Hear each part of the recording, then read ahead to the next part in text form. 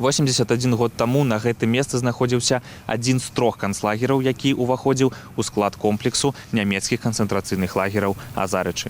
Ён лічыцца адной з самых жорсткіх фашысцкіх выхадак. У 1944 годзе ў комплексу знаходзілася каля 50 тысяч вязняў.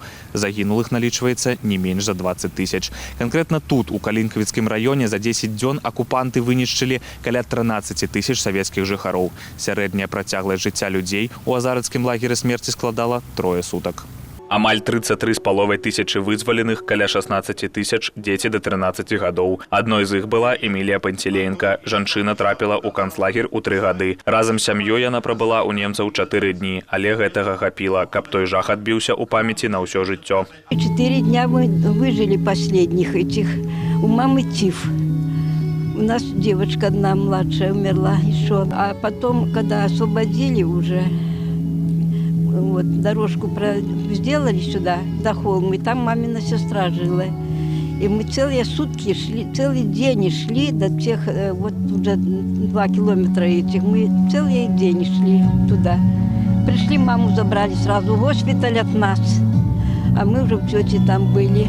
Галоўнай пагрозай для савецкіх грамадзян у канцлагеры быў сыпны тыф. Немцы прывозілі хворых з розных куткоў вобласці, каб заразіць астатніх вязняў. У выпадку прарыву Чырвонай арміі хворыя перадавалі інфекцыю салдатам. Такі спосаб вайны яшчэ раз падкрэсліваў беспрынцыповасць і жорсткасць фашысцкіх акупантаў.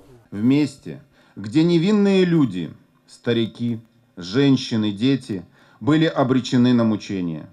Без еды, крова, под открытым небом, среди эпидемий и истязаний. Эта трагедия стала символом бесчеловечности войны и вечным напоминанием о цене мира.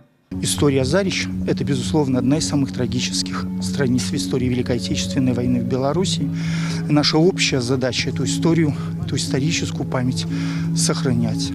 Поэтому Белорусский фонд мира в силу наших возможностей мы стараемся уделять максимальное внимание ветеранам войны и труда, узникам, которых, к сожалению, с каждым годом становится все меньше. Пакуль мы памятаем, мы живем. Сёння у Азарычы прыязджаюць сотні людзей розных пакаленняў, нацыянальнасцяў, веравызнання з розных куткоў Беларусі і краін блізкага замежжа. Людзі едуць даведацца, што адбылося тут у сакавіку 44-го, ушанаваць памяць вязняў, пакланіцца ўсім, хто выжыў, выстаяў, не скарыўся карычневай чуме нацызму. Даніил Дробатаў, Ігор Марышченко, тэлерадыёкампанія «Гомель».